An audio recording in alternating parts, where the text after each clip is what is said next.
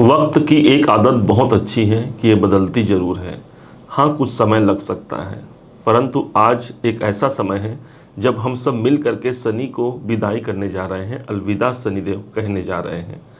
जाते हुए इस समय पर जो पिछले 2.5 साल से शनिदेव चल रहे हैं धनु राशि के तीसरे भाव पर, तो ये जाते हुए शनिदेव का क्या वरदान होगा हमारे लिए, आज इस बात को समझेंगे। ध्यान दीजिएगा, यही शनिदेव पिछले 2.5 साल से आपके तृतीय भाव पर चल रहे हैं। माना जाता है तीसरा भाव हमारा हिम्मत है। क्या दिया शनिदेव ने? तो सबसे बड़ा जो वरदान हमको दिया शनिदेव ने पिछले 2.5 साल में, वो है हमारा हौसला। देख लीजिए, क्या हमारा हौसला कभी कम हुआ? माना कि कभी विपत्तियां भी आई, कभी खट्टे मीठे संगमों को हमने देखा, लेकिन हमारा हौसला, हमारा हिम्मत बरकरार रहा, क्योंकि तीसरा घर जहाँ पर शनिदेव विद्यमान है, वो स्थान हमारे हिम्मत का होता है। अब ये जाने वाले हैं हमारे तृतीय भाव से और प्रवेश कर जाएंगे चतुर्थ भाव पर, जहाँ पर जा कर के एक तो स्वयं ये वायु तत्व के ग्रह होते हैं शनिदेव। जिस राशि पर ये प्रवेश कर रहे हैं वो जल तत्व की राशि है। एक ठहरे हुए पानी पर तेज हवा का फुहार यदि पड़ जाए तो क्या होगा? बहुत से चीज़ों पर उथल पुथल की स्थिति भी मच जाएगी। जानते हैं कि ये शनिदेव जाते हुए हमको क्या वरदान दे करके जाएंगे। यदि हमारा किसी कारण से भाग्य उन्नति में विलंब हो रहा है तो वो विलंबता अब दूर होगी, क्योंकि शनि के पास जो इनकी 7वीं दृष्टि है, यहाँ से इनकी दृष्टि पड़ रही थी हमारे भाग्य भाव पर, जिसके कारण से बहुत से लोग ऐसे भी रहे जो अच्छे भाग्य का संगम अपने जीवन पर देखा। उनके कुंडली में कुछ अच्छा योग था या दशा अंतरदशा का शुभ प्रभाव था, लेकिन उसके बाद भी यदि कुछ कमी रह गई है, हमने अपना मेहनत किया है लेकिन परिणाम हमको यदि 100% की प्राप्ति नहीं हुई है, तो कहीं न कहीं शनि विलंब के कारक है, अर्थात वो विलंबता के कारण हमारा भाग्योन्नति में हमको बाधाएं झेलनी पड़ी।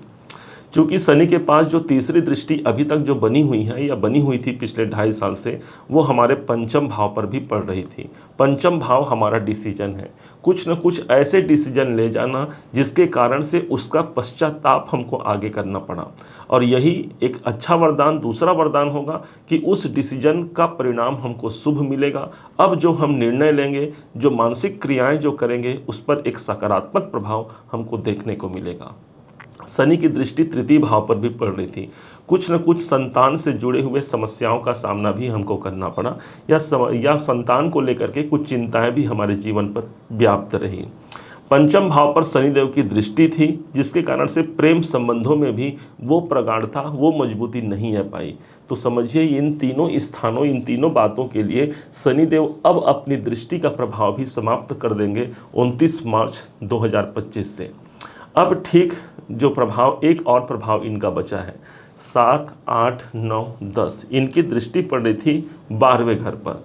यदि इस टाइम पर आपने कोई इन्वेस्टमेंट जरूर किया होगा पिछले 2.5 साल में, चाहे वो भूमि हो, भवन हो, वाहन हो, मकान हो, या फिर कोई ऐसा इन्वेस्टमेंट जो लंबे समय तक आपको धन आगे चल के दे जाए, यदि इन्वेस्टमेंट नहीं किया है तो समझिए कि कहीं न कहीं हमारे कुंडली में ग्रह गोचर या फिर ग्रहों की स्थिति अनुकूल हमको प्राप्त नहीं हुई, और यही जो इन्वेस्टमेंट है वही खर्चे के रूप में परिणित हो गया।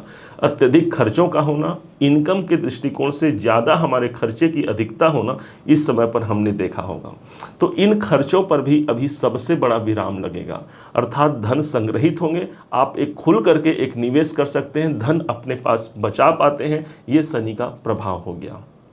अब ठीक एक समय आता है 29 मार्च 2026 को, जिस दिन शनि प्रवेश कर जाते हैं हमारे चतुर्थ भाव पर। देखा जाए तो ये आपके धनु राशि की एक दूसरी राशि होती है, मीन राशि, क्योंकि धनु राशि और मीन राशि दोनों के स्वामी ही गुरु बृहस्पति को माना गया है। अब शनि आपकी ही दूसरी राशि गुरु की राशि पर प्रवेश करेंगे, चतुर्थ भाव पर इनका आगमन होगा, और ठीक अढ़ैया का एक प्रभाव धनु राशि के जीवन में देखने को मिल जाएगा। ध्यान रखिएगा, अढ़ैया सिर्फ और सिर्फ एक नाम है, समझिएगा, 7.5 हो या अढ़ैया हो, इसे एक संज्ञा, एक नाम दी गई है कि भाई 7.5 साल तक शनिदेव आपके संग रहेंगे या 2.5 साल तक शनिदेव आपके संग रहेंगे। शनि को हम कर्म मानते हैं, और यही वो शनिदेव हैं जो कर्मों का हमें ज्ञान देते हैं। एक ऐसे शिक्षक हैं शनिदेव, ऐसा समझिए आपने स्कूल में पढ़ा होगा, याद कीजिए अपने स्कूल का समय। जिस समय पर आप पढ़ाई करते थे, दो ही प्रकार के शिक्षक आपको मिले होंगे। एक बड़े प्रेम से आपको समझाने वाले मिले होंगे, और दूसरे वो शिक्षक मिले हैं जो दंड लेकर, छड़ी लेकर, हमें पीट कर या समझा करके हमारे जीवन को उन्नति के मार्ग पर प्रशस्त कराने के लिए हमारा साथ देते हैं। और वो शिक्षक हमेशा याद रहता है जिसने हमें दंड दिया है, और आज जिस लायक आप हैं वो उसी शिक्षक के बदौलत आप खड़े हैं, जिस स्थिति पर आज खड़े हैं। अर्थात यही वो शिक्षक है शनिदेव।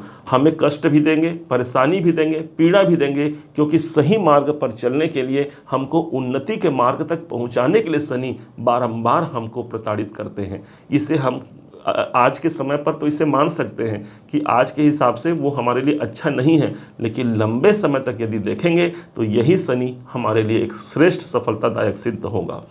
जब चतुर्थ भाव पर शनिदेव आ जाते हैं तो इनकी जो सातवीं दृष्टि है वो सीधे आपके कैरियर के भाव पर पड़ेगी, इस बात को मत भूलिएगा। शनि स्वयं कैरियर के कारक होते हैं, और चतुर्थ भाव से इनकी दृष्टि कैरियर के घर पर ही पड़ेगी। अर्थात आने वाला 2.5 साल इसी अढ़ैया के समय पर बड़े श्रेष्ठ परिणाम हम अपने कर्म क्षेत्र पर देख पाते हैं। जॉब हो या फिर बिजनेस हो, हमारा कार्य क्षेत्र सुधरेगा और बड़ी उन्नति को हम प्राप्त भी कर पाते हैं। जब शनिदेव चतुर्थ भाव पर रहेंगे तो इनकी तीसरी दृष्टि आ जाती है छठे भाव पर, जो आपके जॉब का है। इसलिए नौकरी के दृष्टिकोण से ज़्यादा अनुकूल होगा। हाँ, वो मेहनत हमको अधिक कराएंगे। छठा घर हमारा मेहनत है, और यदि आप मेहनत से पीछे नहीं हटते हैं तो ये शनि का अढ़ैया भी आपके लिए एक बड़े वरदान के रूप में साबित होगा। सबसे बड़ा वरदान शनि का यही है कि आपके भाग्य उन्नति में आपका सपोर्ट आपको मिलने वाला है। ध्यान दीजिएगा, शनि एक कछुए की भांति है। हम कछुए से शनि को जोड़ते हैं, क्योंकि कछुए की चाल बहुत धीरे होती है, लेकिन वो धीरे धीरे ही सही एकाग्रता से अपने अंत तक पहुंच ही जाता है। ठीक इसी प्रकार शनि जब जिस स्थान पर होंगे, माना वहाँ पर विलंबता आती है, लेकिन ऐसा हो ही नहीं सकता कि हम अपने मुकाम को हासिल नहीं कर पाएँ। यही शनि की खूबसूरती है। आपने देखा होगा बहुत से लोग कछुआ जो है अपने घर पर पालते हैं, तो क्या ये कछुआ पालना चाहिए? ध्यान दीजिएगा, भगवान नारायण ने कच्छप रूप बनाया था, और कच्छप अवतार धारण करके उन्होंने जो प्रजाजन है, जो लोग त्रासित थे, इसमें मंदराचल पर्वत को अपने पीठ पर उठा लिया था। उस कछुए को हम अपने घर पर विराजमान करा देते हैं, ये सोच करके कि माता लक्ष्मी जी प्रसन्न होगी, बड़े धन का आगमन हो जाएगा। परंतु ध्यान रखिए, क्या किसी के पति को हम बंधन में डाल देंगे तो उनकी पत्नी क्या हमसे प्रसन्न होगी? सोचने का विषय है। दूसरा, हमने जाना कि बहुत से लोग अपने उंगलियों पर भी कच्छप धारण कर लेते हैं, जिससे कछुआ शनि का कारक तत्व माना जाता है। धीमा चलता है कछुआ, इसलिए जब इसे हम अपने उंगली पर धारण कर लेते हैं तो कुछ गतियां हमारी धीरे हो जाती है। इसलिए हमारा मानना है कि कच्छप भी उंगली पर भी धारण नहीं करना चाहिए। और उसी कछुए का रूप है हमारे शनिदेव, या फिर डिले करने वाले हैं। जिसने धैर्य रखा, जिसने एकाग्रता रखा, वही अपने जीवन के विशाल उच्चतम ऊंचाई को प्राप्त कर पाएगा। यही शनि का सबसे बड़ा वरदान है कि आपके भाग्य में उन्नति के साथ साथ आपके खर्चों पर विराम अब यहाँ से लगने जा रही है। ध्यान दीजिएगा, यही वो शिक्षक हैं जो हमें सब कुछ सिखा देते हैं, कौन अपना है कौन बेगाना है। अभी जो 2.5 साल का समय आने वाला है ना, इसमें आप सब सीख जाएंगे। और यही नहीं, बल्कि आपको कार्मिक जो हमारा नॉलेज है वो हमको शनिदेव प्रदान करेंगे। चतुर्थ भाव पर रहेंगे, कोई ना कोई प्रॉपर्टी जरूर बनेगी। देखिए, अगर ये अढ़ैया इतना ही खराब होता तो चतुर्थ भाव पर लंबे इवेंट को हम शनिदेव से ही जोड़ते हैं। अब शनिदेव चतुर्थ भाव पर रहेंगे, कोई ना कोई भूमि, भवन, वाहन का योग बनेगा ही बनेगा अगले 2.5 साल में। या फिर उनसे जुड़ा हुआ कोई समस्या हम फेस कर रहे हैं, उन समस्याओं का समाधान हमको शनिदेव निकाल करके यहाँ पर दे जाते हैं। तो एक ऐसे ग्रह हैं जो माना कि हमें प्रताड़ित करते हैं, लेकिन ऐसे ग्रह यही शनिदेव हैं जो हमको श्रेष्ठता के उच्च मुकाम तक ये एकमात्र ग्रह ही हमको पहुंचा सकते हैं। अब कैसे इनके वरदान को और मजबूत किया जाए? ध्यान दीजिएगा, जब हम किन्हीं के यहाँ जाते हैं, किसी पार्टी, किसी फंक्शन में, तो उनके लिए हम गिफ्ट लेकर के जाते हैं, और बदले में कोई रिटर्न गिफ्ट हमको वहाँ से मिलता है। ठीक इसी प्रकार शनिदेव अब जाने वाले हैं, कुछ समय उंगलियों के दिन ही अब शेष रह चुके हैं। तो अब शनिदेव को क्या ऐसा गिफ्ट दिया जाए जिससे उनका वरदान हमको प्राप्त हो पाए? तीसरे घर पर शनिदेव हैं, तीसरे घर से शनिदेव जा रहे हैं। ये स्थान होता है आपके भाई बहनों का। तो यदि भाई बहनों के लिए हम कुछ बेहतर कर पाएँ, विशेषकर छोटे भाई बहन यदि हों तो छोटे भाई बहनों के लिए हम कोई विशेष कर पाएँ, तो ये हमारे लिए शनिदेव के माध्यम से एक रिटर्न गिफ्ट मिलेगा।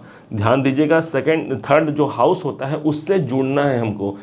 थर्ड जो हाउस होता है ये यात्राओं को भी दिखाता है। तो इस समय पर कोई धार्मिक यात्राएं भी कर सकते हैं आप। भगवान भोलेनाथ की कोई स्थान हो, कोई शिवलिंग हो, वहाँ आप दर्शनार्थ जा सकते हैं, किसी ज्योतिर्लिंग के दर्शन के लिए जा सकते हैं। इससे हमारा थर्ड हाउस एक्टिवेट होता है और बदले में एक बड़े भाग्य, एक बड़े कैरियर की प्राप्ति हम इसी समय पर कर पाते हैं। उम्मीद है आप सबने इस वीडियो को समझा है, आप सबने इस वीडियो को जाना है। यदि आपने इसे समझा है, जाना है, मेरे समझाने का प्रयास यदि आपको सार्थक लगा हो, मेरे समझाने का तरीका यदि आपको सार्थक लगा हो, तो हर बार की भांति इस बार भी अपना प्यार भरा लाइक और कमेंट करना कभी मत भूलिएगा। और हाँ, यदि अभी तक आपने चैनल को सब्सक्राइब नहीं किया है, सब्सक्राइब जरूर कीजिएगा। पुनः एक बार फिर आप सभी का दिवस बहुत मंगलमय हो, इन्हीं शुभकामनाओं के साथ। जय शनिदेव, जय श्री राम।